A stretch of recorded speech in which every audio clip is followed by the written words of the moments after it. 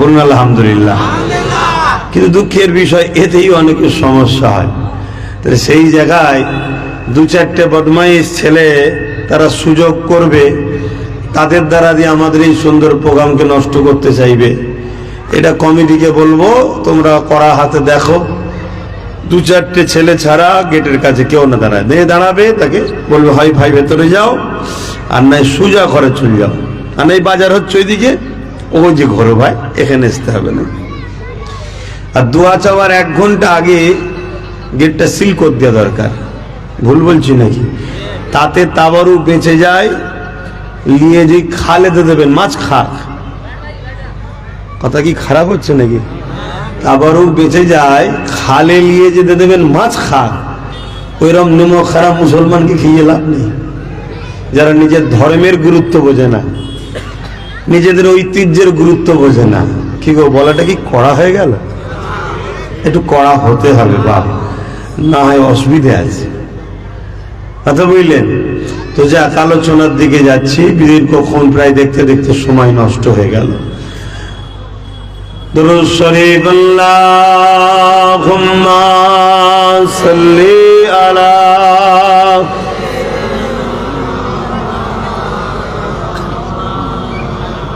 ওয়ালা আলি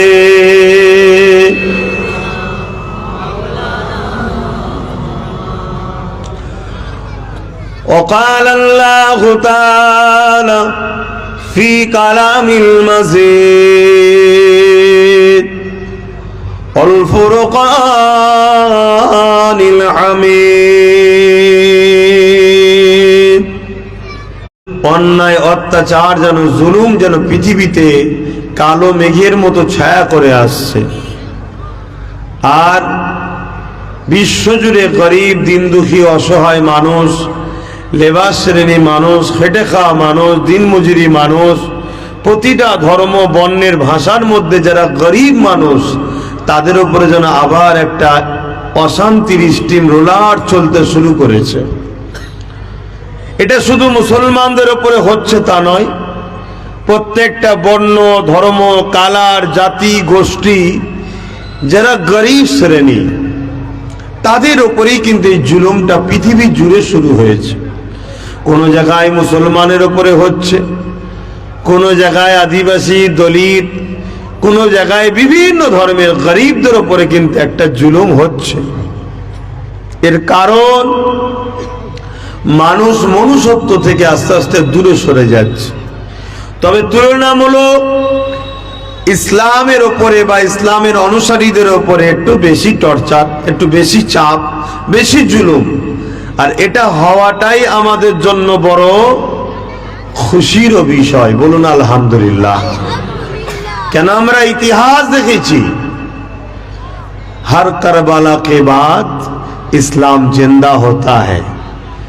যখনই এটা ঘটে, ইসলামের রনক, ইসলামের মেসেজ আরো দ্রুত মানুষের কাছে ছোটে, মানুষ নতুন করে একটা সমাজ গড়ে তোলার, ইসলামের উপরে মানুষ পায়। জোরে বলুন সুবহানাল্লাহ। তো সেই জায়গায় আজ ভারতের রাজধানী দিল্লিতে ইসলাম ধর্মের একটা আলোচনা সভা করেছেন। এটা চারটিখানি ব্যাপার নয় আজকের দিনে। আবার একটা সমস্যা হলো, বাঙালিরা করেছে। যদি অবাঙালিরা করতো তবু একটা বিষয় ছিল, বাঙালিরা করেছে। এটা কিন্তু একটা বিরাট বড় আপনাদের ব্যাপার, যেটা আপনারা কতটা অনুভব করছেন বুঝছেন জানি না। তবে আমি এই কমিটিকে, বিশেষ করে আমার নুরুদ্দিন সহ আরো যত ভাইরা আছে, মেন দায়িত্বে যারা আছে, এবং তারা যারা এসেছেন, আপনাদের উভয়কে আমি আন্তরিক শুভেচ্ছা ও ভালোবাসা জানাচ্ছি যে আপনারা কর্মের মধ্যে দিয়ে ধর্মকেও স্মরণ রেখেছেন, ধর্মের মেসেজ শোনা ও শোনাবার একটা সুব্যবস্থা তৈরি করছেন। আল্লাহ কবুল করে, বলুন আল্লাহুম্মা আমিন। কেন? এটা একটা অনেক মহান কাজ। এই কাজের মধ্যে যে বা যারা জড়িয়ে আছে, এই কাজে যারাই সহযোগিতা করছে, কেউ শ্রম দিয়ে, কেউ বুদ্ধি দিয়ে, কেউ অর্থ দিয়ে, কেউ আবার বাগানকে সাজিয়ে এসে বসে এই বাগানের সৌন্দর্য গড়ে তুলছে, উভয়টা কিন্তু বড় একটা ভালো। কেননা আজকে আপনাদের এই প্রচেষ্টায় দিন ইসলামের একটা আলোচনার জায়গা এখানে তৈরি হয়েছে, যার জন্য আল্লাহ নবী বলেছেন যেখানে কোরআনের মাহফিল হয় ওই মাহফিলের সম্মান এতটাই, যারা গিয়ে বসে তাদের উপরই আল্লাহ খুশি হয়, ছোট ছোট গুনাহগুলো আল্লাহ মাফ করে দেয়। জোরে বলুন সুবহানাল্লাহ। আজ আমরা যারা বসেছি আমাদের তো গুনাহ মাফ হবে ইনশাআল্লাহ। তো এই জিনিসটা যারা করলো তাদের অবদান আছে না নাই? তারা বেকার নাকি? তারা আজকে করেছিল বলেই তো আমরা বুঝতে পারলাম, তাহলে তারা অনেক মহান কাজ করেছে। আল্লাহ তাদেরও দুনিয়া আখিরাতের কল্যাণ দেন, বলুন আল্লাহুম্মা আমিন। তো সংক্ষেপ সময়, কেন দেখতে দেখতে এদিক ওদিক করতে করতেই তো আধ ঘন্টা চলে গেল। আবার আবহাওয়া চেঞ্জ হচ্ছে, তাই আমাদের ওখানে মানে আপনাদেরই ওখানে, এখন তো আপনারা দিল্লির বাবু হয়ে গেছেন, তো যাই হোক আপনাদের ওখানে তুলনামূলক একটু ঠান্ডা কম, এখানে ঠান্ডাটা একটু বেশি, তাই এই আপ ডাউন এর জন্য একটু সমস্যা হচ্ছে। তারপরেও আল্লাহ চাইলে দু কথা বলবো। তো একটা বিষয়ের উপরে আলোচনা হলো এটাই, হযরতে ইমামে গজ্জালী রহমাতুল্লাহ আলাইহির একটা কওল দিয়ে শুরু করছি, খুব মন দিয়ে শুনবেন। আপনারা খেটে খাওয়া মানুষ, লেবাস শ্রেণী মানুষ, উস্তাকার মানুষ, যে যাই করেন খেটে খাটেন, তারপরে পরিশ্রম করেন, বিনিময়ে কিছু আল্লাহ মিলায়। তার মধ্যে দিয়ে আপনারা এই কাজ করতে বসেছেন, এটা যাতে আল্লাহ কবুল করে এ আশা আমি রাখি, আপনারাও রাখেন। তবে কিন্তু একটা কথা আপনাদের ভাবতে হবে, সর্বদিক দিয়ে যেন আমরা একটা বালা মুসিবতের মধ্যে আমরা যেন জড়িয়ে আছি। খেয়াল করে দেখুন, ব্যবসা জীবনেও অর্থনীতি কারবার ডাউনের দিকে না আপের দিকে? বলুন, আগের থেকে আরো ডাউনের দিকে না আপের দিকে? ডাউনের দিকে। সংসার জীবন বলুন, রাষ্ট্র জীবন বলুন, সব দিক দিয়ে যেন একটা মুসিবত ছেয়ে উঠছে। সবাই, আমি আপনি শুধু নয়, সবাই। কিন্তু আমি আপনাদের ঘরে যখন মেসেজ দিচ্ছে সমাধান আছে না নাই, এই সমাধানটা আপনাদের কাছে আজকে একটু ছোট্ট করে দিয়ে যাচ্ছি। হযরত ইমামে গজ্জালী রহমাতুল্লাহ আলাইহি বলেছেন, যখন তোমাদের উপরে কোনো বালা আসবে, মুসিবত আসবে, বিপদের ছায়া আসবে, তখন তোমরা কি করবে জানবে? এই বিপদ, এই মুসিবত, এই বালা আসার মূল কারণ হলো হুজুরের সঙ্গে মহব্বতের দ্রুত হয়েছে, মহব্বত কমেছে, এজন্য আমাদের উপরে এই মুসিবত, এই বালা আসছে। আজ যদি আমরা তাকিয়ে দেখি, আমাদের ধর্মীয় ব্যাপারেও অনেক কিন্তু মুসিবত বালা আসছে। এর কারণ কি? ইমামে গজ্জালী হুজুর বলছেন হুজুরের মহব্বত কমছে। তাই হুজুর এ থেকে উদ্ধার হওয়ার উপায় কি? ইমামে গজ্জালী হুজুর বলছেন মহব্বত বাড়াতে হবে। জোরে বলুন সুবহানাল্লাহ। কার সাথে? কার সাথে বলুন? নূর নবী হযরত মুহাম্মদ সাল্লাল্লাহু আলাইহি ওয়াসাল্লাম। জোরে বলুন সুবহানাল্লাহ। হুজুরের প্রেম ও আদব আপনাকে দুনিয়া ও আখিরাতের সমস্ত বিপদ থেকে নাজাতের ওসিলা হবে। জোরে বলুন সুবহানাল্লাহ। ইমামে গজ্জালী হুজুরকে জিজ্ঞেস করা হয়েছে, হুজুর এই প্রেম বাড়বে কিভাবে? ইমামে গজ্জালী হুজুর বলছেন প্রেম বাড়ার দুটো রাস্তা। একটা হলো হুজুরের উপরে দরুদ বেশি বেশি করে পড়তে হবে। আজকে বুকে হাত দিয়ে বলুন, এখানে যতগুলো মানুষ আছেন, আপনারা এই মাহফিলটার না হলে অন্য সময় কি দরুদ পড়েন? বলেন, আওয়াজ দেন।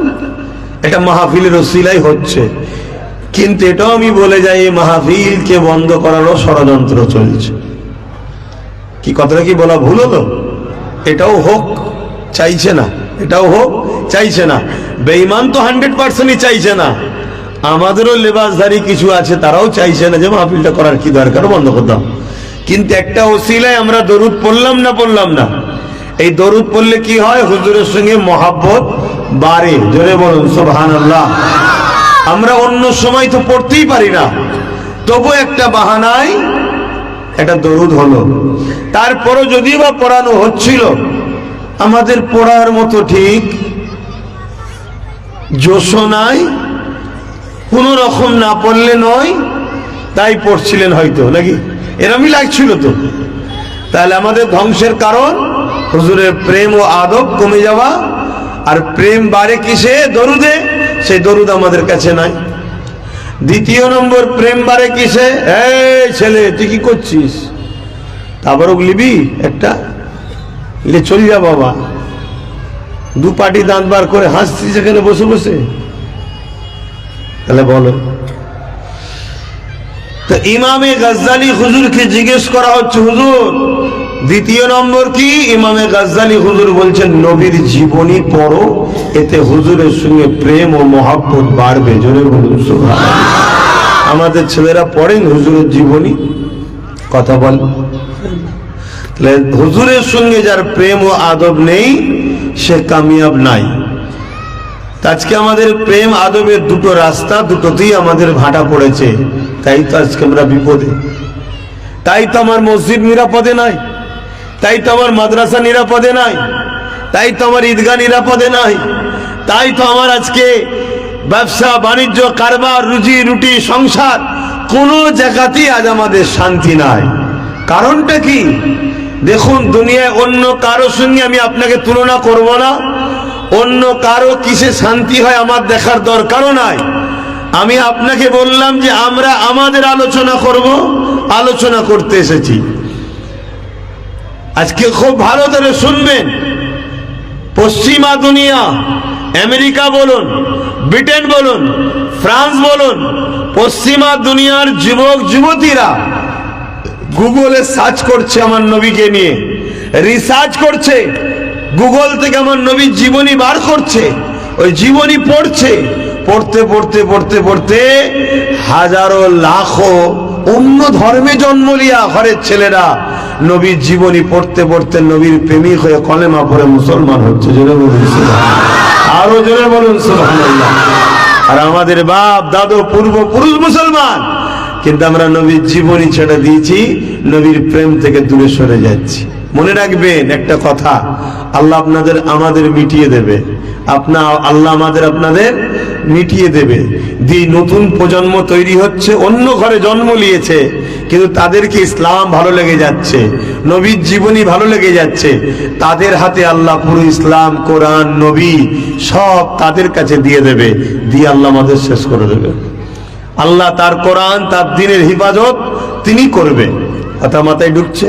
আল্লাহ যে নিয়ামত দিয়েছে, যদি নিতে পারেন কামিয়াবি, যদি নিতে না পারেন আল্লাহ অন্য একটা নতুন সমাজ থেকে তুলবে, তাদের কাছে ইসলাম পাঠিয়ে দেবে।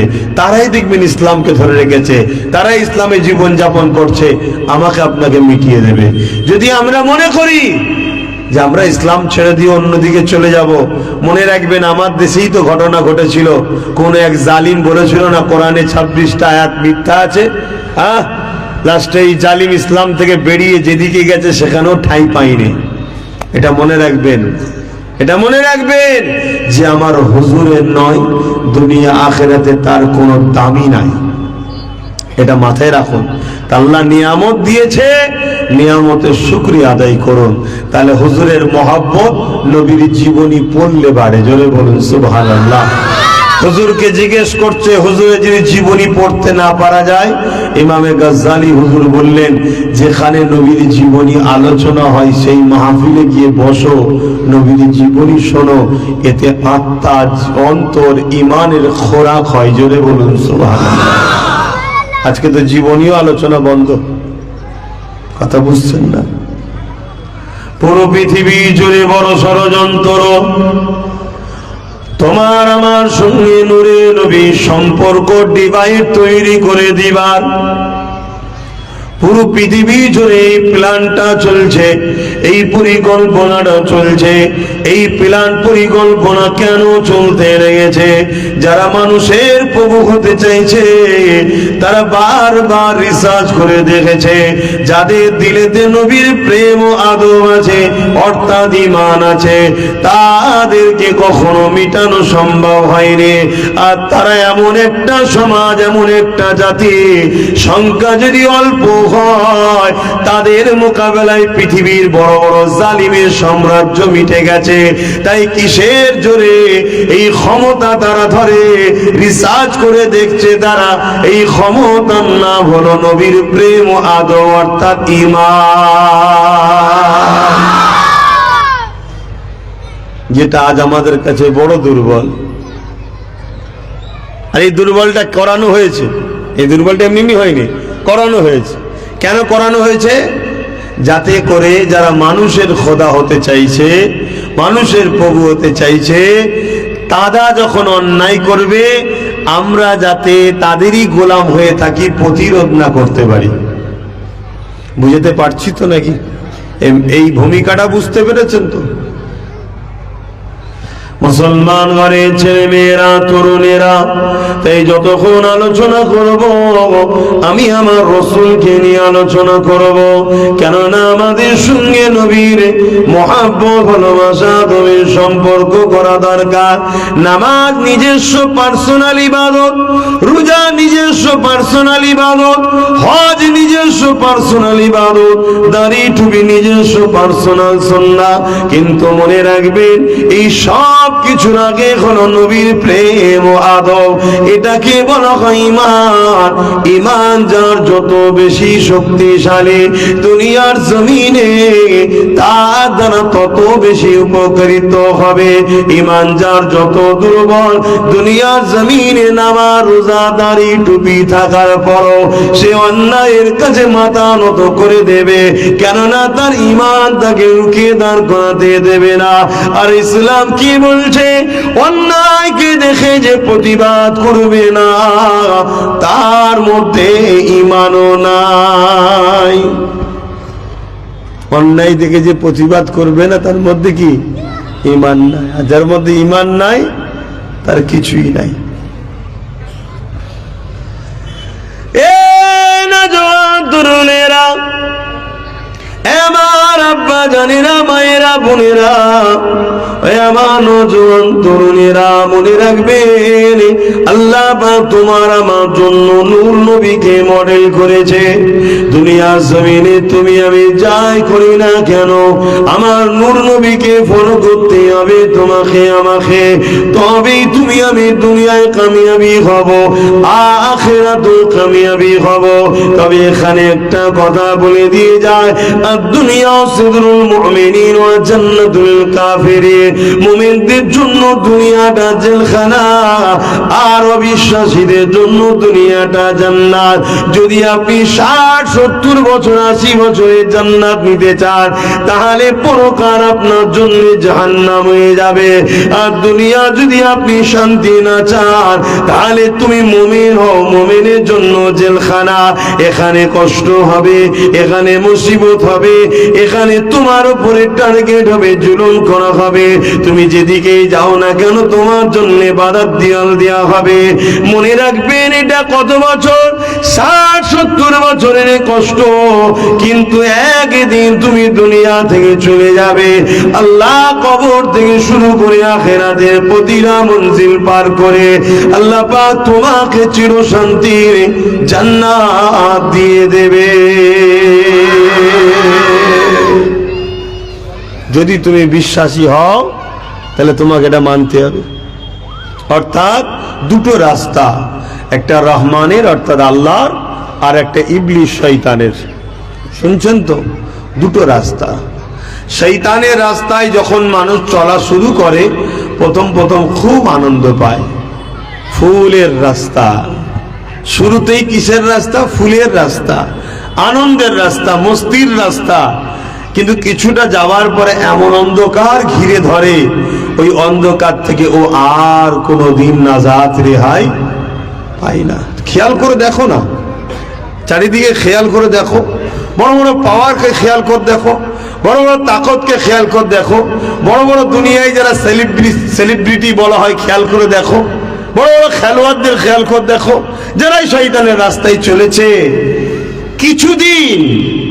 কিছুদিন একটু আনন্দ, শান শওকাত, গাড়ি বাড়ি, টাকা পয়সা, ফুর্তি, আনন্দ, আগে পিছু সব কিছু হই হাই সব হয়েছে, কিন্তু অন্ধকার যখন তাকে ঘিরে ধরেছে আর আলো পাইনি, ওইভাবে দুনিয়া থেকে গেছে পরকালো অন্ধকার।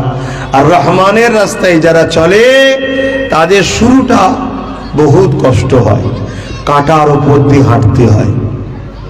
একটা টাইম আছে যে টাইমে আল্লাহ থেকে পরীক্ষা নিয়েটা ছেড়ে দেয়, সেখান থেকে সে শান্তি শুরু হলো, কবরও শান্তি, আখেরাতেও চির শান্তির জান্নাত পাই। জোরে বলুন সুবহানাল্লাহ।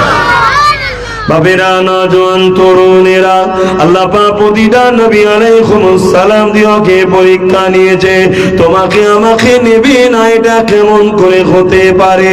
তবে হ্যাঁ, নবী আলাইহিস সালাম দিওকে যে পরীক্ষাটা নিয়েছে, ওই পরীক্ষা তোমাকে আমাকে আল্লাহ নেয়নি। কেননা ওই পরীক্ষা নিলে তুমি আমি ধৈর্য ধরতে পারবো না।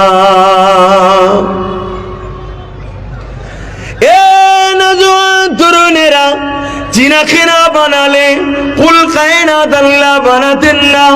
সমস্ত নবী কুলের সম্রাট, নবীদের নবী হযরত নূর নবী মুহাম্মদ আরবি সাল্লাল্লাহু আলাইহি ওয়াসাল্লামকে আমার আল্লাহ পাক কিভাবে আজমেছে, কিভাবে পরীক্ষা নিয়েছে। এ যুবকেরা, তরুণেরা, বাপেরা, আল্লাহ নবী নূর নবী দয়া নবী যখন সিজদায় যেতেন, নবী আবার নামাজ পড়ার জন্য মাথাকে নত করতেন। এক আল্লাহ, লা ইলাহা ইল্লাল্লাহ, নেই কোনো ইলাহা এক আল্লাহ ছাড়া, अल्लाह के सिवा दूसरा कोई माबूद नहीं, हम सब के एक ही खुदा है अल्लाह, कुल कायनात का एक ही बनाने वाला मालिक अल्लाह, लिल्लाहि मा फिस समावात व मा फिल अर्द, जमीन आसमान में जो कुछ है सब कुछ का बनाने वाला मालिक एक है अल्लाह। আমার নবী যখন সেই আল্লাহকে সিজদা করতেন, মাথা নত করতেন, তৎকালীন সময় ক্ষমতার আসনে ছিল আবু জেহেল, উতবা, সাইবা, আবু লাহাব। এরা আমার নবী পাকের মাথার উপরে পচা দুম্বার ভুঁড়ি খানা চাপিয়ে দিত। এ যুবক, শুনে রেখে দাও, জেনে রেখে দাও, আরে তোমাকে আমাকে তো সিজদার জন্য ডাকা হয়, তুমি আমি সিজদা করতে যাই না বলেই তো তোমার আমার মসজিদ গুলো অপমানিত হচ্ছে। তুমি আমি সিজদায় যাই না বলেই তো তোমার আমার মসজিদের সামনে বদরের নাচ দেখতে হচ্ছে। তুমি আমি যদি মসজিদে যেতাম, যুব সমাজ যদি আল্লাহ ঘরে যাতায়াত করতে থাকতো, একটা মসজিদে যখন 500,000 ইয়ং জেনারেশন যুবকরা যাবে, মনে রাখবেন একটা ইমানদারের মোকাবেলায় 100 জন জালিমও কিছু নয়, কিছু নয়। তাই ইমানদারের পাওয়ার এতটা, আবার ইমানদারের মধ্যে অনেক কোয়ালিটি আছে। আমার গরিবের নামাজের মোকাবেলায় তো পুরো জালিমরা কিছুই ছিল না।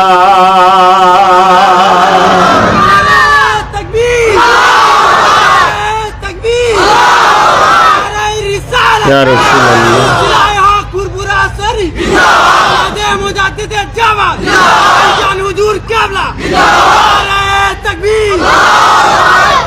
বেশি তকবীর দিইনি বাবা, এক্ষুনি এসে ফতোয়া হয়ে যাবে, বন্ধ করে দাও। এই উপরে বসো না, তুমি আসো আসো আসো, কথা বুঝে আসছো না? নাই, বেশি তকবীর দিয়ে বাবা, এত জ্বলন। কি আমি ভুল বলছি? এতে জ্বলন আছে না? নাই। আর এই সব কিছুর জন্য দোষী কারা? কথা বলেন। আমরা আমরা আমরা সারা জীবন পরের বাপকে বাপ বলেছি, সারা জীবন পরের বোনাইকে বোনাই বলেছি। কথা কি খারাপ লাগছে? সব তো বাঙালি, সব তো আমাদের ঘরের ছেলে। একটু বাংলাতেও বলা ভালো হবে। কথা বুঝছেন না? বোঝেন না? হ্যাঁ, ঘরের ছেলে ঘরের কথা বুঝে থাকে, এটাই ঠিক আছে, বাইরে কাউকে শোনার দরকার নেই। এই দোষ কাদের? আমাদের। আমরা সারা জীবন পরের বাপকে বাপ বলেছি, পরের বোনাইকে বোনাই বলেছি, পরের ভাইকে ভাই বলেছি। আজকে আমাদের এই দুর্দশা। আল্লাহ একবার বলতে গেলে বলছে কি দরকার সব বলার? হ্যাঁ, তাহলে বন্ধ করে দাও নাকি? না, আরো বেশি করে বলবি। কেন? আল্লাহ একবার আওয়াজে শয়তান পালায়। জোরে বলুন সুবহানাল্লাহ। একটু মহব্বতে হোক একবার নারে তাকবীর, আরো জোরে নারে দিবে। হ্যাঁ, এতে বালা মুসিবত কেটে যায়। আগেকার সময় মুরব্বীরা বালা এলে গ্রামে মোড়ে মোড়ে আজান দিত, দেখেন না? কি গো, আপনার বাপ দাদুরা দিত? তখন তো ছোট ছিলেন, খোঁজ নেবেন। গ্রামে যখন বালা মুসিবত এসতো, কলেরা থেকে, টাইফয়েড থেকে, বিভিন্ন সময় বিভিন্ন রোগ এসতো, মানুষ মরে যাচ্ছে, হু করে মরে যাচ্ছে। এই জানাজা দিয়ে এলো, আবার শুনে 2-4টে মরে গেছে। আবার জানাজা চলছে, বলছে আবার 2-4টে মরে গেছে। এরকম হতো আগেকার সময়। এই কিছুদিন আগে যেমন একটা এসেছিল না, সেই নিয়ে আবার কত রকম হুড়োহুড়ি। তো যাই হোক, তো এইরকম দ্বারা যখন মুসিবত আসে, তখনই মুরব্বীরা এই আজান দিত। কেন? আল্লাহর নামের তাসির, আল্লাহর নামের পাওয়ার এত, শয়তান, বদমাইশ, দুষ্টু জিন, বালা ভাইরাস সব কেটে যায়। জোরে বলুন সুবহানাল্লাহ। আরো জোরে বলবেন না সুবহানাল্লাহ। তবে তাকবীরটা নিজের এলাকায় দেবেন, অন্য জায়গায় দেবেন না। কেন? আপনার এলাকায় তাকবীর দিলে দুষ্টু জিন, বদমাইশ, শয়তান, খান্নাস যা আছে সব পালিয়ে যাবে, যে অন্য জায়গায় যে থাকবে। কথা বুঝছেন তো নাকি? আর অন্য জায়গায় যদি যে তাকবীর মারেন, ও তো আবার সেখান থেকে ছুটবে, তখন একটা থাকার জায়গা দিতে হবে নাকি? আবার ঘুরে আপনার ঘরে আসবে। ওই জন্য নিজের এলাকায় দেবেন, অন্য জায়গায় দেবেন না। আমি হাসির ছলে বলছি, কিন্তু গল্প বলছি না, বাস্তবটা বলছি। মুসলমানের ছেলে মেয়েরা, তরুণেরা, বাপেরা, এ না জওয়ানেরা, এ নিয়ে কোনো চিন্তা করার কিছুই নাই। যুগে যুগে অনেক বড় বড় জালিমরা এসেছিল, যুগে যুগে অনেক অত্যাচার জুলুম হয়েছিল। আজ আপনারা এখানে বসে বসে আল্লাহর কথা শুনছে, আমি আল্লাহর কথা বলছি। আপনারা বসে বসে নবীর কথা শুনছে, আমি নবীর কথা আলোচনা করতে লেগেছে। মনে রাখবেন, এত সহজে কোরআন, দ্বীন ইসলাম আপনারা পাননি গো। অনেক বাধা যন্ত্রণা হয়েছে। আজ যন্ত্রণা শিখি মাত্র সবে শুরু হয়েছে। এই শুরু হওয়ার জন্য আমরা গাফলতে। কেন? আমাদের পূর্বপুরুষরা অনেক কষ্ট করে ইনসাফকে আমাদের কাছে রেখেছিল, অনেক কষ্ট করে ইনসানিয়াতকে আমাদের কাছে দিয়েছিল, অনেক কষ্ট করে সত্য ধর্ম ইসলামকে দিয়েছিল। কিন্তু আমরা তার গুরুত্বকে বুঝলাম না। আমরা সর্বসময় তাদের সঙ্গে উঠা বসা করলাম, যাদের ভিতরে ভেতরে রক্তে রক্তে ইসলামকে ক্ষতি করার ষড়যন্ত্র রয়েছে। রাত 12টা 1টা 2টো তাদের খেলা দেখে বোম ফাটাতে লাগলাম, তাদের খেলা দেখে আনন্দ করতে লাগলাম।